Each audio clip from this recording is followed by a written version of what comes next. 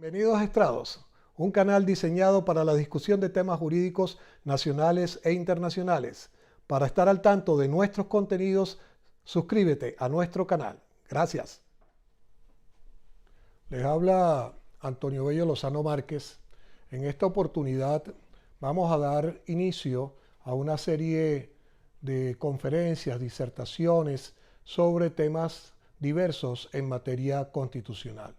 El tema con el cual iniciamos en esta oportunidad es una perspectiva didáctica sobre derechos fundamentales. ¿Por qué escogemos este tema? Porque básicamente el derecho constitucional no es otra cosa sino un tratado de derechos fundamentales. Y es el caso que la experiencia académica, docente y profesional nos ha enseñado que en muchísimas oportunidades, tanto los profesionales del derecho como los estudiantes de la carrera desconocen el conocimiento básico de lo que es el derecho fundamental. Los derechos fundamentales están consagrados en distintas normas, en distintas leyes, y vamos a hacer referencia a esto. Vamos a basarnos básicamente en lo que es la Constitución de la República Bolivariana de Venezuela y en otros instrumentos. Asimismo, daremos a conocer la opinión de diversos tratadistas que en materia constitucional han dado sus opiniones al respecto.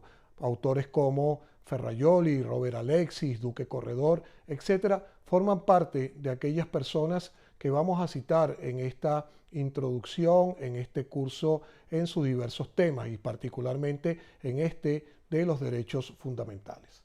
Los derechos fundamentales tienen su génesis, su origen, su nacimiento en la Carta de Naciones Unidas, los cuales en el año de 1941 y los cuales se generan como derechos humanos que posteriormente, cuando son positivizados en las respectivas constituciones, adquieren la calificación de derechos fundamentales.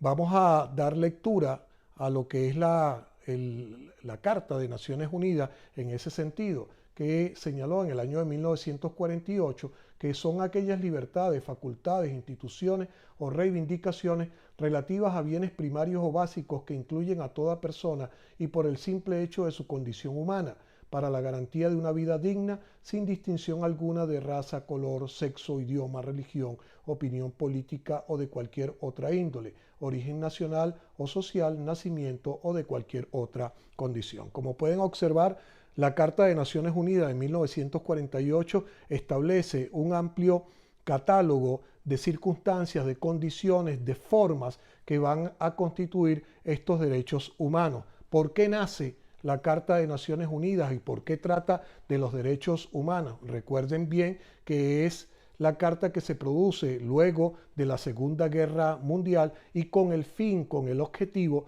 de que no se volviese a presentar esa situación lamentable para la humanidad como fue la ocurrida con el nazismo, con el fascismo, y que dio lugar a una guerra muy cruenta, realmente peligrosa en el mundo, diezmó las vidas humanas en una proporción impresionante, y justamente con la Carta de Naciones Unidas lo que se buscaba es, o lo que se pretendía es que esta situación no se volviese a repetir en el futuro. Por lo tanto, en el año de 1948 nace esa figura de los derechos humanos. No es que no existieran con anterioridad, pero se les da ya un carácter formal, un carácter legislativo, un carácter de ley, para que después fuesen incorporadas a las distintas constituciones nacionales.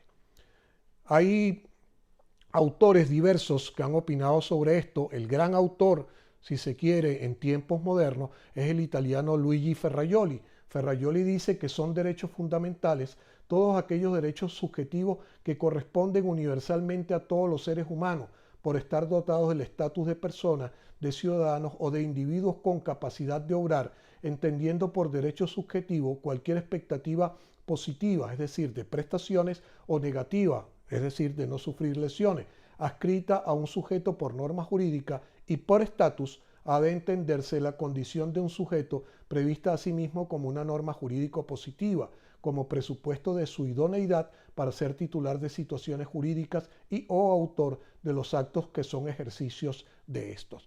Es decir, un concepto que utiliza el profesor Ferrajoli bastante amplio, donde destaca la situación de que son derechos subjetivos, es decir, derechos inherentes a la persona, derechos que están incorporados por el solo hecho de ser un ser humano, de ser una persona, de tener un estatus de ciudadano e independientemente de la condición que tenga, si es blanco o negro, si es nacional o si es extranjero, etc. El solo hecho de ser una persona lo dota de esos derechos humanos y esos derechos que deben ser respetados, que deben ser en todo caso acatados por las distintas personas en todas partes del planeta.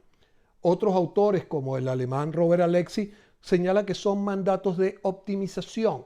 Cuando señala que son mandatos de optimización, lo que está diciendo es que su meta es hacer el aspecto del derecho humano lo mejor, lo más poderoso, lo más óptimo. Por eso es un mandato como tal. Y en la medida que se cumpla, las circunstancias de la persona van a ser óptimas, van a ser lo mejor posible y por lo tanto allí entran elementos de todo tipo. En la calidad de vida, por ejemplo. En la medida que los derechos humanos se cumplan, la calidad de vida, la independencia, la seguridad de las personas van a ser lo mejor que se procura, lo mejor que se puede obtener. Por su parte, Moras y Fuentes señala que son los derechos humanos tienen el carácter de criterios de validez, es decir, todo lo que se oponga a los derechos humanos es nulo. Todo lo que va en contra de los derechos humanos no tendrá significación, no tendrá fuerza, no tendrá valor alguno. Estarán afectados de nulidad como tal. Pues bien, para hablar de derechos humanos, para hablar de derechos fundamentales, hay que tener en cuenta hoy en día lo que es el Estado constitucional de derecho. La Constitución de la República Bolivariana de Venezuela, en su artículo 2, señala que Venezuela es un Estado social democrático de derecho y de justicia.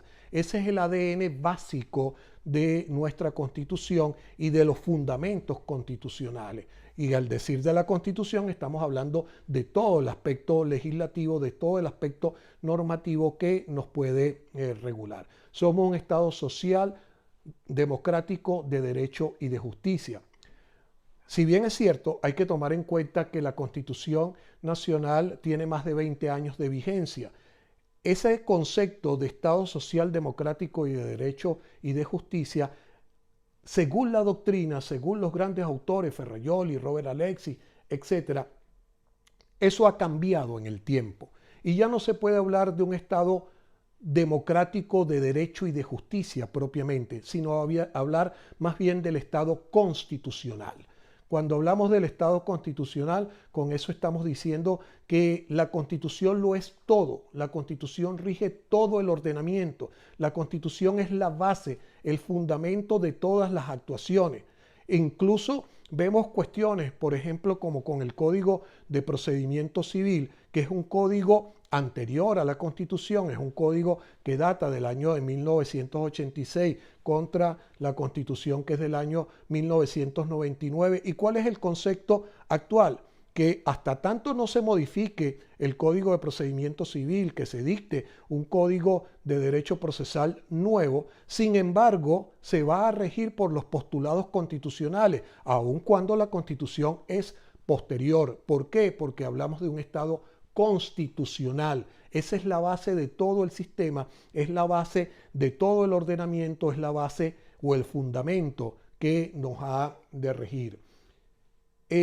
Ferrajoli dice, por ejemplo, que el Estado de Derecho comporta la subordinación de la ley a los principios constitucionales, lo cual equivale a introducir una dimensión sustancial no solo en las condiciones de validez de las normas, sino también en la naturaleza de la democracia, para que lo represente sin límite, es decir, Toda la democracia gira en base a que existe un Estado constitucional. ¿Somos un Estado democrático? Sí, pero en esencia lo que somos es un Estado constitucional. Por su parte, Robert Alexis dice que no todo el derecho se puede pensar como expresión de la razón práctica, sino solo aquello que se despliegue hacia ese ideal, es decir, el Estado constitucional contemporáneo. Como ven, Robert Alexis basa todo en la Constitución. La Constitución es la piedra angular, el soporte, la base de todo el sistema. Por su parte, el profesor José María Casal señala que todo pasa por la constitucionalización del ordenamiento jurídico. ¿Por qué? Como ley suprema, artículo 7 de la Constitución Nacional. La Constitución es la ley suprema de la República y todo el ordenamiento está sujeto a ello. Tanto así que cualquier norma, por legal que sea, porque haya emanado del órgano legislativo, en este caso de la Asamblea Nacional, si va en contra de la Constitución, sencillamente está afectada. Y los operadores de justicia sencillamente tienen que aplicar el llamado control difuso de la constitucionalidad. Ley que se oponga a la Constitución, ley que sencillamente deja de aplicarse. Además de la existencia del llamado control concentrado o recurso de nulidad, en el cual se puede demandar ante la Sala Constitucional del Tribunal Supremo de Justicia la nulidad de una ley precisamente ¿por qué? Porque choca, porque violenta, porque irrumpe contra la Constitución.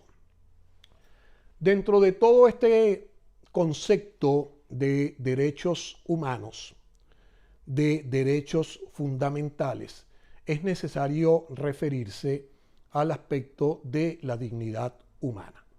La dignidad humana está contemplada en el artículo 3 de la Constitución de la República de Venezuela y está contemplada como una función de Estado. De allí incluso surge cierta discusión a nivel de doctrina. ¿Por qué está la dignidad humana en el artículo 3 y no está en el artículo 2?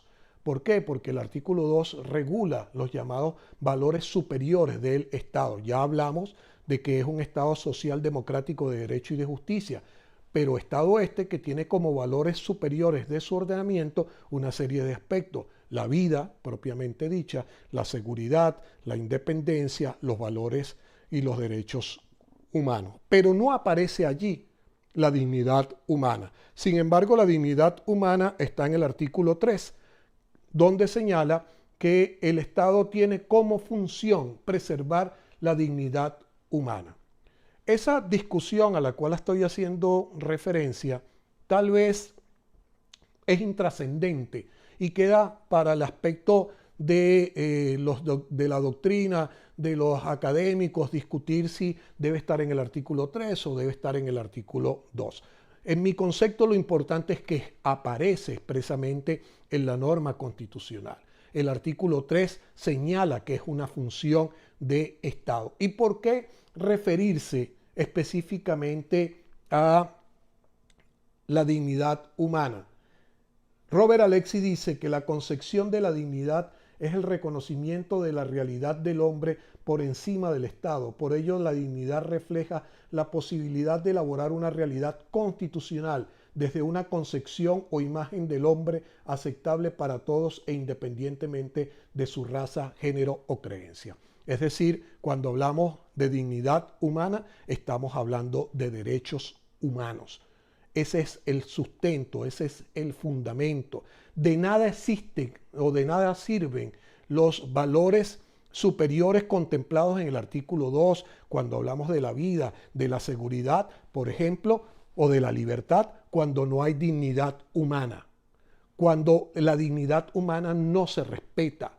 ¿De qué sirve ser libre si no se tiene esa dignidad? ¿De qué sirve tener libertad cuando no tengo con qué comer, no tengo con qué acudir a un hospital para ser atendido, para que me curen cualquier padecimiento que pueda sufrir, porque carezco de los medios económicos para pagar una clínica privada o para pagar el tratamiento médico que me haya sido recetado? Entonces, sencillamente no sirve la libertad, no sirve la independencia, no sirve la seguridad si si la dignidad humana no se respeta, si la dignidad humana no se preserva en todos sus aspectos. Cuando hablamos de la dignidad humana, la doctrina señala que son tres aspectos específicos, que son la autonomía, la seguridad y la libertad. A eso le añadiríamos un cuarto, que es el de la igualdad. Es decir, existirá dignidad humana en la medida que la persona pueda ser considerada autónoma, libre, en el sentido de hacer lo que bien le parezca mientras actúe apegado al ordenamiento jurídico, en el sentido de que tenga seguridad de todo tipo, la seguridad personal, la seguridad jurídica, por ejemplo, que le permita hacer inversiones en un estado adecuado, en un estado que garantice la actividad comercial, la actividad privada, la libertad en todos sus sentidos. Y cuando hablamos de todos sus sentidos, no es solamente la libertad personal, también es la libertad de pensamiento. Si a mí no se me permite como comunicador social expresar libremente mi pensamiento, estoy de una forma u otra sometido a algún tipo de censura, entonces no estoy actuando libremente. Si yo como abogado no puedo exponer o como profesor universitario en una cátedra libremente mis pensamientos, sencillamente no habrá libertad. Y cuando entonces hablamos de libertad, hablamos de eso: libertad personal, libertad de cátedra, libertad de conciencia, etcétera, etcétera. Y el aspecto de la igualdad, un aspecto que es bien importante. ¿Por qué? Porque la Constitución desarrolla en muchos aspectos esa cuestión de la libertad, al decir que todos somos iguales y que no debe haber discriminación. Es cierto, no debe haber discriminación, no debe haber aspectos que nos diferencien a unos de los otros, pero hay conceptos importantes que manejar allí. Yo en estos días oía una conferencia del expresidente de Uruguay, Pepe Mujica, donde lo señalaba de una manera muy clara, donde dice que el concepto de la igualdad es relativo, porque no todos somos iguales, somos semejantes, somos parecidos. Por lo tanto, el trato no puede ser igualitario para todo el mundo, porque todo depende de circunstancias, de modo, tiempo, lugar, etc. Lo vimos hace poco con los aspectos de la pandemia. Por ejemplo, cuando se decía, ¿por qué se va a vacunar primero al personal médico y a los mayores de 60 años? No tiene el mismo derecho una persona de 20 años que uno de 60 de obtener la vacuna. Lo que pasa es que, si bien es cierto, somos semejantes, hay aspectos que nos distinguen, que nos diferencian. La persona de 60 años tiene mayor factor de riesgo que un joven de 25 años, por su condición de salud, por su condición física, etc. El personal de salud es prioritario. ¿Por qué? Porque es el que está luchando contra la pandemia día a día y es el que está más expuesta a sufrir los contagios. Entonces, si bien es cierto que existe libertad, que existe igualdad, sin embargo, hay que ver ese aspecto de que somos semejantes, mas no somos iguales. Es decir, hay un trato que puede ser diferenciado en diferentes aspectos. La doctrina española y particularmente el Tribunal Constitucional Español, cuando hablan de la dignidad humana, dice que ésta cumple una función hermenéutica. Cuando hablamos de hermenéutica, ¿de qué estamos hablando? De comprensión, de entendimiento de la ley. Pues bien, el Tribunal Constitucional Español dice que con la dignidad humana nos va a servir, va a ser el vehículo que nos va a permitir comprender todos los derechos, por supuesto, los derechos humanos, los derechos fundamentales, pero todo lo demás. Es decir, todo gira, cualquier actividad política, económica, social, etcétera, gira en base a la dignidad humana. Y por lo tanto, comprendiendo en qué consiste la dignidad humana, podemos entonces aplicar de manera cabal los demás derechos. Es decir, como dice la doctrina, son pauta interpretativa de las normas y es un principio rector porque es positivo al asegurar su desarrollo y es también positivo al evitar su afectación. Entonces, la dignidad humana es un factor básico, es un factor fundamental para todo. En este curso vamos a desarrollar un tema que es el de la eutanasia como derecho fundamental. Es decir, el derecho a morir dignamente, el derecho no solamente a vivir dignamente, sino también el derecho a morir dignamente. Si nosotros entendemos la dignidad humana, podemos entender entonces conceptos como el de la eutanasia y ver si es posible, como ha pasado en la República de Colombia, por ejemplo, y como recientemente lo acaba de establecer España, en haber dictado una ley de eutanasia, es decir, una ley que permita la muerte asistida por las circunstancias especiales que regula la ley o que dictaminó la sentencia de la Corte Constitucional colombiana. Esa misma Corte Constitucional colombiana, en esa sentencia, ya una sentencia bastante añeja, una sentencia que tiene unos cuantos años, ha señalado algo que considero importante resaltar. La Corte ha señalado que un derecho adquiere la categoría de fundamental cuando encuentra su fundamento en la dignidad humana, es decir, un refuerzo de lo que estamos señalando. Hay que comprender, hay que internalizar, hay que saber en qué consiste la dignidad humana, de manera que no se quede como letra muerta, como un simple adorno en ese artículo 3 de la Constitución, sino es una pauta fundamental, es la base de toda la comprensión del sistema, desde el punto de vista hermenéutico, desde el punto de vista fundamental. Todo gira, todo se basa en la dignidad humana, como lo ha dicho la Corte Constitucional colombiana. El derecho es fundamental siempre y cuando tenga su fundamento en la dignidad humana.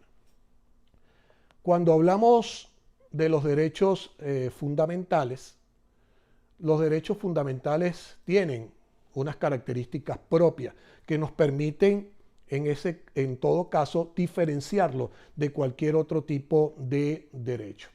El profesor Ferrajoli, que como habrán notado lo he mencionado varias veces, pero es que es el gran autor contemporáneo en materia de derechos fundamentales, nos señala que los derechos, las características de los derechos fundamentales son la universalidad, por una parte, es decir, son derechos que rigen en todo el planeta, en todo el mundo.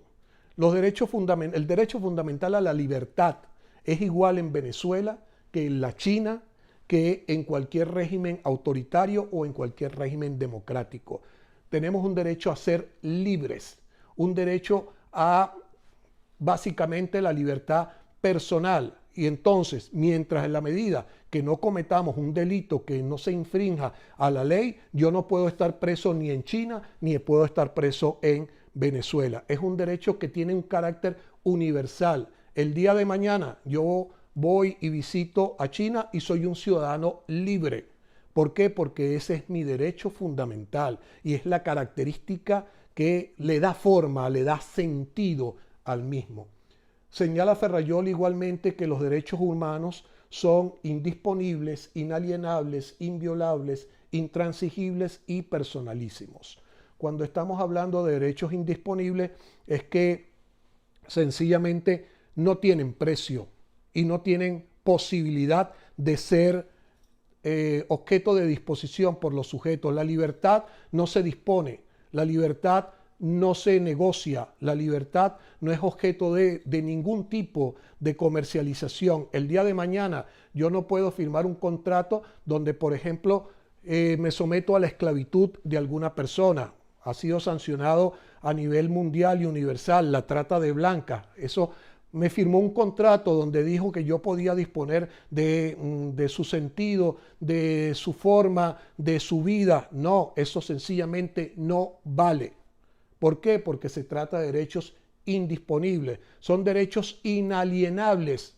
No se venden, no tienen precio, no tienen forma de ser sometidos a ningún tipo de enajenación.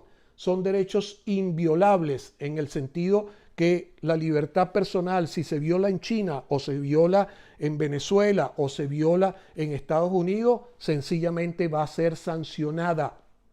¿Por qué? Porque es algo que tiene una protección superior por encima de todo. Son intransigibles en el sentido de que no son sujetos de ninguna negociación, de ninguna cuestión en ese sentido. Hoy veíamos algunas noticias o vemos algunas formas que se han presentado donde dicen, bueno, vamos a discutir los estatus políticos de la República de Venezuela, pero siempre y cuando se dé la liberación de tal o cual persona. No, los derechos humanos son intransigibles, no tienen un factor de negociación, no es que dame esto para yo poderte dar aquello, no, sencillamente no tienen posibilidad de ser objeto de transacción alguna. Y son personales, por supuesto, porque están o son inherentes al ser humano, a la persona como tal.